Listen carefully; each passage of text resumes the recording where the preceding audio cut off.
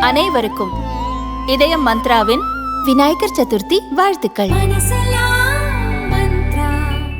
ஹிந்து ராஷ்டிராவில் யாருக்கும் எந்த பாகுபாடும் இருக்காது என்று RSS தலைவர் மோகன் பகவத் தெரிவித்துள்ளார்.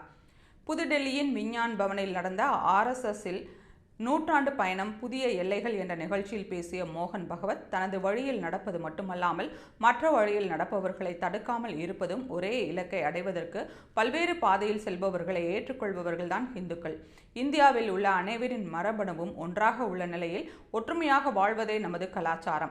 ஹிந்து ராஷ்டிராவை பொறுத்தவரை ஒருவனின் நம்பிக்கை அல்லது பிரிவை பொறுத்து அவர்கள் மீது எந்த விதமான பாகுபாடும் காட்டப்படாது. ஹிந்து ராஷ்டிராவில் எல்லோருக்கும் சம உரிமை உள்ளது. நம்பிக்கை அல்லது பிரிவின் அடிப்படையில் யாரையும் எதிர்க்கப் போவது இல்லை என்று தெரிவித்தார். மேலும் பாரதத்திற்காகவே ஆரம்பிக்கப்பட்ட RSS பாரதத்திற்காகவே செயல்படுகிறது. இந்தியாவை விஸ்வ குருவாக மாற்றுவதே RSSஇன் நோக்கம் என்றும், இந்தியா தனது பங்களிப்பை உலகத்திற்கு அளிக்க வேண்டிய நேரம் வந்துவிட்டது என்றும் மோகன் பகவத் பேசினார்.